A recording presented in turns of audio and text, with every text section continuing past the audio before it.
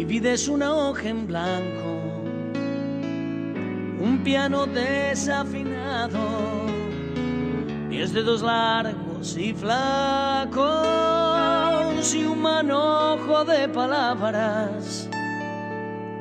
Solo se trata de vivir, esa es la historia. Buenas tardes. Antes que nada, pues quisiera compartirles mi emoción. Me siento muy agradecido por la invitación que Rafael y Tepal me hace a este evento. Muy agradecido por estar compartiendo la mesa en estos últimos años. Muy agradecido por su presencia y por el interés que esto manifiesta en un momento en donde es muy importante reflexionar sobre conceptos tan trascendentes como el carácter y el destino. Les hago una advertencia. Quien me conoce sabe que me gusta mucho discurrir de manera muy puntual y traía la presentación como de 20 partillas, pero entonces para ser breve. Y entonces voy a intentar hacer como una síntesis breve que intente plantear cuál es mi postura y la importancia de este tema o esta discusión. Que inicio pues diciendo que estoy muy de acuerdo con el maestro Pablo, ¿no? En el que en la modernidad insistir que la felicidad o la satisfacción de nuestro ser depende del yo o el yo mismo es una trampa para perder el sentido. Digamos que desde Ray y su postura traslada el problema de la satisfacción no al yo sino a nosotros. En ese sentido, el carácter social fundamental de nuestra discusión. Iniciaría pensando con el recuerdo de cuando Rafael me comenta de la importancia de hacer este evento y cómo fuimos construyendo por lo menos esta mesa, diciendo que a propósito de los 80 años del libro con que Ray hace un intento de poner materialidad a una discusión tan esotérica, decíamos que era fundamental, y el primer problema era encontrar el título, ¿no? Que si infancia es destino, el carácter es destino, ¿no? Y entre tantas disertaciones finalmente queda este título que es carácter y destino. Desde mi carácter, lo primero que había que hacer era encontrar referencias históricas del tema o el abordaje. Y lo primero que vino a mí por mi formación fue un texto de Walter Benjamin, un filósofo marxista muy importante de los 20, donde lo pone al revés. Él dice destino y carácter. Y entonces la primera idea que me salta es decir, bueno, la forma en cómo yo acomodo los dos conceptos hablan de una postura. Y entonces la relación puede ser bidireccional. Podríamos elegir partir desde el destino y no desde el carácter, o viceversa. Bueno, esta vez fue así. La siguiente idea es que entonces, para poder aportar a la discusión una modernidad tan ecléctica, yo creo que es importante el discurso de una postura política respecto de cómo usamos estos conceptos. Y desde mi mirada, el concepto de destino ha tenido una transformación en función de la relación de escasez en la sociedad. Es decir, hablar de destino en las sociedades clásicas como los griegos, ¿no? Es hablar de una forma de control social que le arrebata al sujeto su libertad y que lo hace obedecer. Y en ese momento es necesario para construir una sociedad que permita luchar contra la escasez del individuo frente a la naturaleza. Y así entonces se ve plasmado en la tragedia, ¿verdad? En estos personajes griegos, cuando hablan del destino trágico, no tienen la decisión de elegir si quieren morir o no. A lo más pueden elegir la manera digna de hacerlo. Y tenemos a Electra, tenemos a un conjunto de personajes donde la discusión está. Bien, digamos que la línea que sigo entonces es cómo se ha transformado el concepto de destino o de carácter en función de la relación de escasez que tiene el hombre con la naturaleza. Razón por la cual en la actualidad, una vez resuelto muchos de ellos, nuestro concepto tiene un peligro. Se puede volver relativo, ¿verdad? Nada es bueno, nada es malo, todo es. Y los conceptos son, y eso nos pone en una trampa, porque desde ahí no podemos decidir nada. Bien, buscando en los clásicos me encontré una fábula que me gustaría comentarles rápidamente. La fábula es del escorpión y la rana. y es un escorpión que quiere pasar un río, ¿verdad? Y que para lograrlo no ve cómo hacerlo. Se encuentra una rana que generalmente es víctima del escorpión y la convence para que ambos pasen el río. Y a la mitad del río, el escorpión inyecta a la rana y la mata. Aunque sepa él que al matar a la rana, él también va a sucumbir. Las últimas palabras del escorpión es: disculpa, no he podido evitarlo, es mi naturaleza. Esta imagen donde nos desprendemos de la responsabilidad de nuestras decisiones al abogar porque la naturaleza humana tiene este destino irrefrenable, pues nos pone en una posición política, ¿verdad? En ese sentido, nuestra discusión, desde mi punto de vista, tiene dos riesgos: definir el problema de lo que es el destino de manera ideológica. Para mí implica la pérdida de la libertad y la pérdida del carácter evolutivo de los sujetos. Es decir, pensar que las cosas están determinadas implica la pérdida esencial de lo humano. De lo humano como ser infinito y cambiante, no solo en su ser, sino sobre todo en sus relaciones sociales. No solo en su yo, sino en el nosotros. Ligar destino al carácter, como el buen Hipócrates lo decía, Heráclito, al decir el carácter es destino, implica desde mi punto de vista renunciar a la posibilidad de libertad y de felicidad. Es decir, en esa frase tan lapidaria no se pone en juego la acción con sentido que forja nuestra historia. Lo que se pone en juego es el accidente de lo cotidiano, lo que aparece como inevitable, lo que sucumbe como lo trágico. Y entonces habría que detenerse en definir entonces el destino como algo que construimos cotidianamente, como una relación que se vuelve histórica, social, que depende de una condición material, no solo de cada sujeto, sino de la relación social y económica con la que nos reproducimos. El otro riesgo es desde el carácter, y como decía Fernando en la mañana, ¿no?, que nuestros esquemas de carácter pues, realmente no funcionan. Uno de repente cuando dice, este es masoquista, o este es histérico. Yo digo que el riesgo de la modernidad es el reducir, ¿verdad?, las estructuras del carácter, o el estudio del carácter, a rasgos grotescos o globales, que lo único que tienen como intención es que cada sujeto está etiquetado para cumplir una función. Y ahí está el payaso de la fiesta, el que siempre se queja, el que siempre quiere más gato.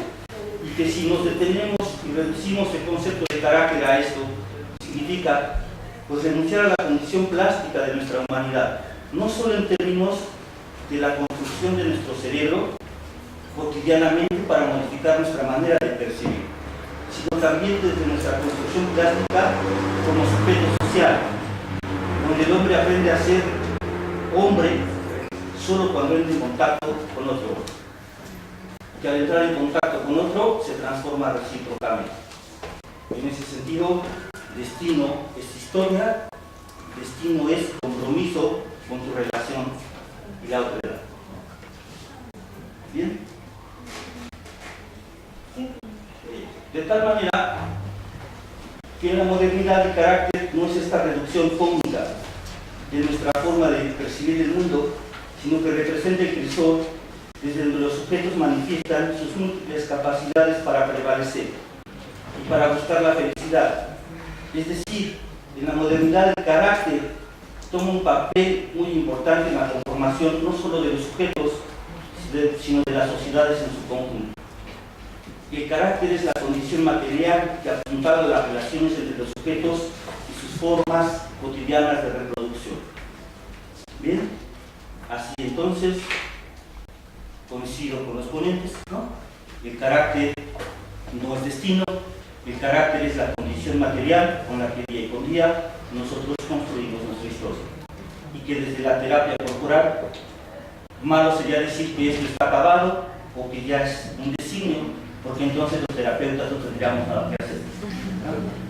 Desde lo que sabemos hoy de la neurobiología, ¿verdad?, la posibilidad real de que el trabajo terapéutico, la intervención social de nosotros, tenga un sentido de liberación o de humanidad, es en la certidumbre de que el carácter como condición material y forma de percibir, se construye cotidianamente y por lo tanto es modificado. ¿Bien? Pues bien, creo que ahí me quedaré, se perderá la historia desde Hipócrates hasta Hegel. Para comentar. Gracias.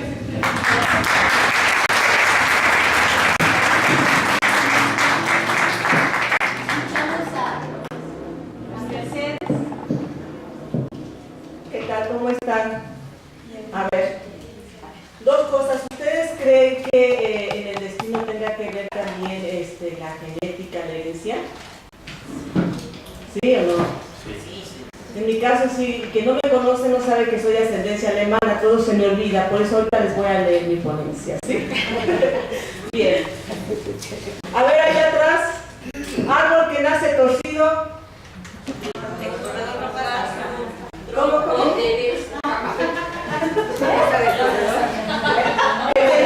El que nace para maceta. Del cielo le caen las hojas.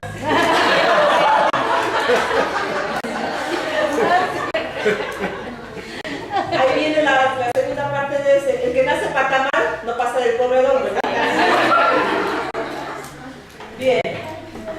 Estos y otros apuntalamientos sociales irrevocables, o sea, refranes, parecieran designios de los dioses del Olimpo, del Hades, del Tlaloca, no vaya usted a saber de dónde, ¿sí?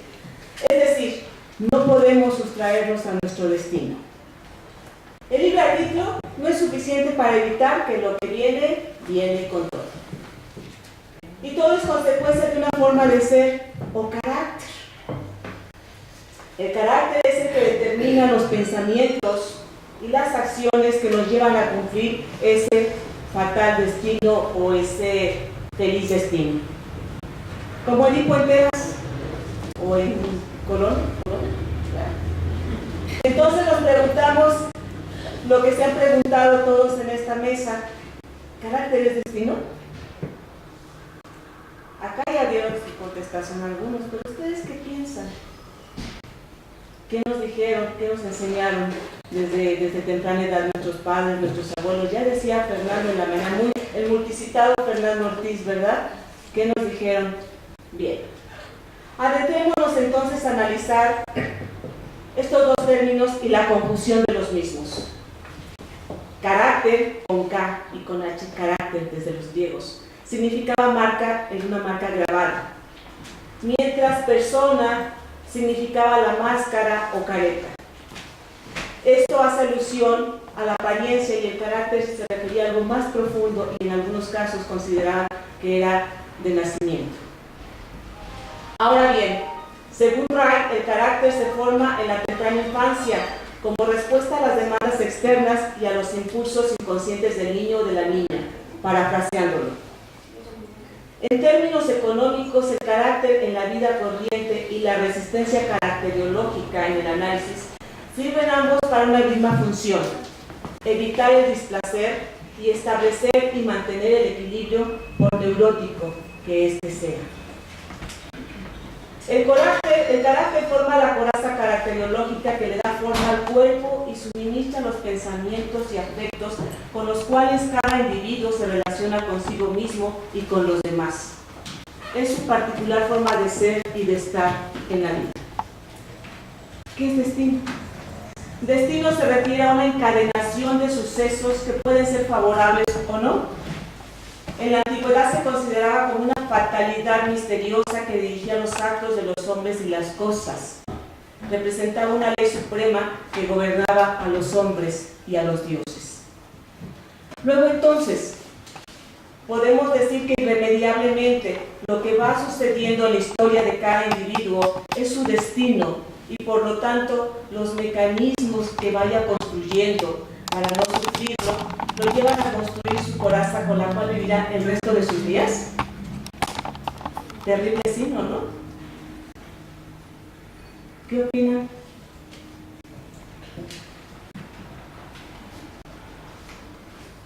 Nos podríamos quedar con esta explicación simplista, pero si acudimos de nuevo a Wright, encontraremos que la cosa no es tan sencilla.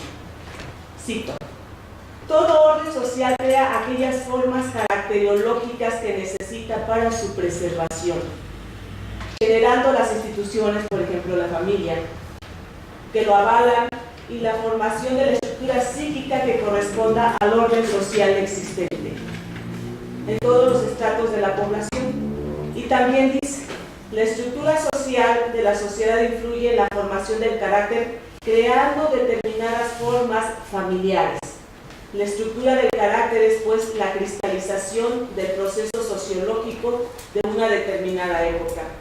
Se recordarán que en la mañana yo preguntaba a Fernando Ortiz, ¿verdad? Bueno, ahora, en la actualidad, ¿cuáles serían como las estructuras caracterológicas que estarían en este momento, ¿verdad? Y él nos hablaba, posiblemente sean personas con cuestiones limítrofes o personas con narcisismo. Y yo me recordaba mucho que yo tengo que poner mi ejemplo, las histéricas de la época de Freud no somos como las histéricas de ahora. El corset no me aprieta, por eso no lo uso. Entonces los desmayos míos son de diferente manera, ¿sí? Despierte.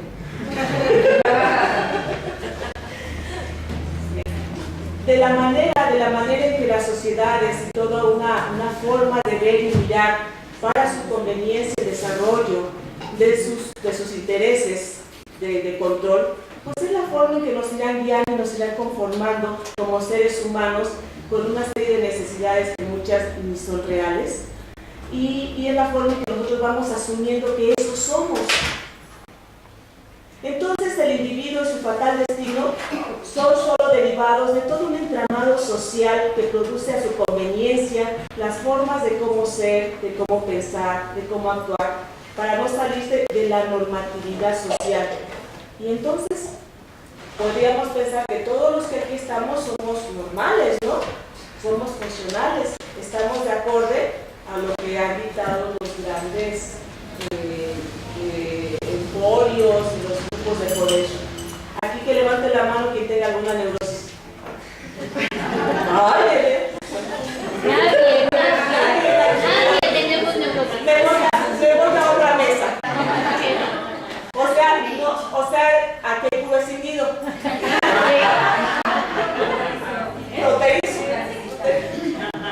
Bien. Dice, Ray nos da también la respuesta.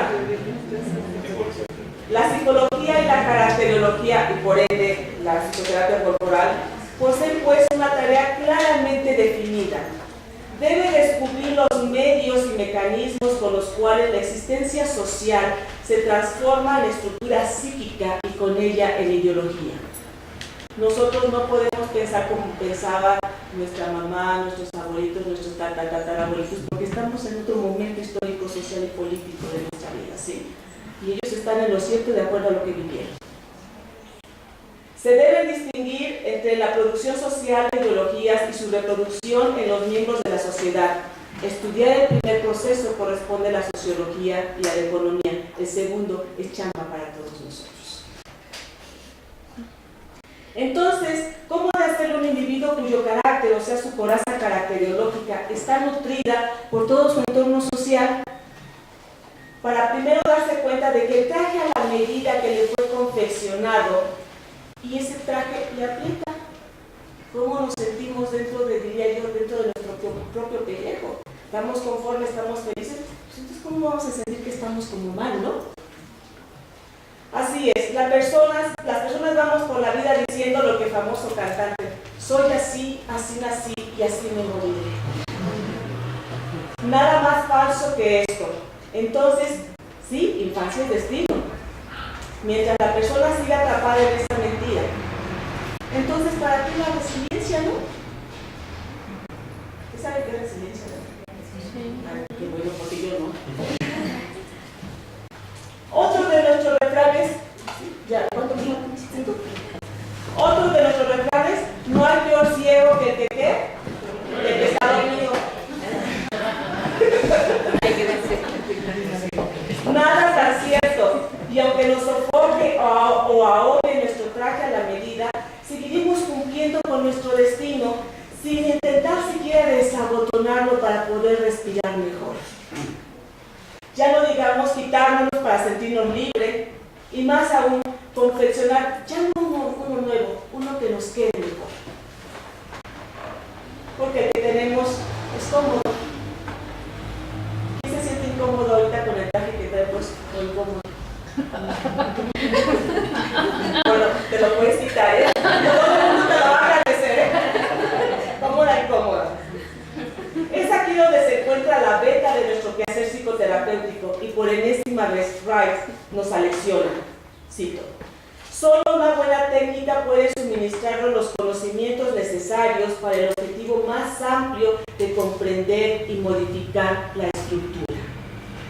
Claro, nos estamos refiriendo a la modificación del carácter, nada sencillo, y a la movilización de la coraza caracterológica y su deseada disolución, si esto fuera posible. Vaya tarea. ¿Quién dijo yo? Ok. Todos con Rafael. Es decir, nos tenemos que echar un clavado a los estratos más profundos del cuerpo-mente, pues si bien el elemento histórico infantil está presente y activo en los sistemas neuróticos, por ende lo está en el carácter, y se evidencia en la manera de hablar, como aquí se ha dicho varias veces ya, de hablar, de caminar, la expresión facial, la forma de reír o de llorar, en su agresión o sometimiento, su sencillez o su altanería, en fin, en la manera de dar y de recibir el amor. Estamos refiriéndonos a esa forma en que la persona es y se repite en el consultorio. La desarticulación de todo ese sistema lleva a tocar el conflicto central infantil y todos los anexos derivados de la forma en que fue adiestrada para vivir. Infancia es destino, carácter es destino. No hay mal que por bien. ¿Qué mi figura? Ya despertaron, gracias. Pues bien, ya con esta me despido porque más vale pájaro hermano. Pueden decir muchas cosas. Queremos siendo volar, ¿sí? Y con esto me refiero a las muchas formas que hay en la terapéutica para llevar a las personas a lograr su bienestar. Yo me quedo con esta. La psicoterapia corporal, la vegeterapia caracteroanalítica, miren, me sale bien, o la funcional de sí, que vamos por el mismo camino. Porque con ella, a través de los muchos años de mi trabajo personal y el de mis consultantes, me doy cuenta que puedo ir por la vida, con un vestido más cómodo, confeccionado más para esa persona maravillosa que día a día voy descubriendo en un trabajo profundo, y ese descubrimiento que todos y cada uno de nosotros vamos haciendo. Y yo los invito a partir de ahora, de sus propios procesos, vayan reconfeccionándose un nuevo traje a la medida de la persona que sí son, no la que les dijeron, creyeron y cumplieron que eran. Muchas gracias.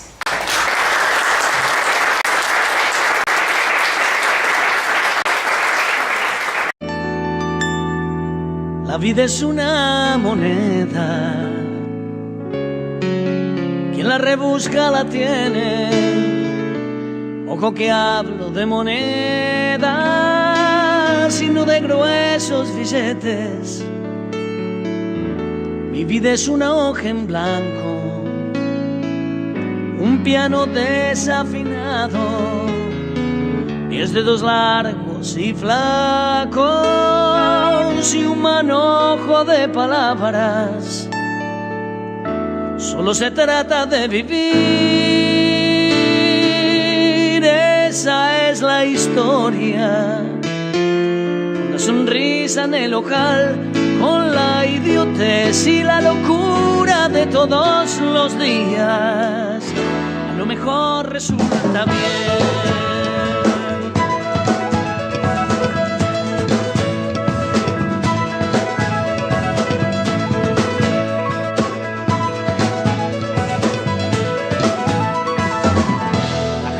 Sueña que sueña, la calle sigue que sigue, el taxi gira que gira, el cielo y la ancha avenida.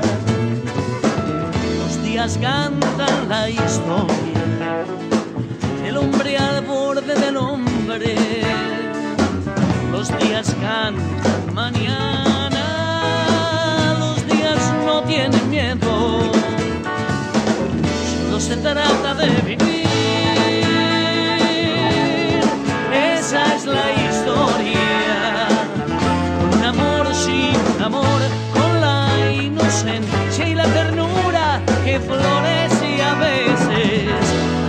no resulta bien.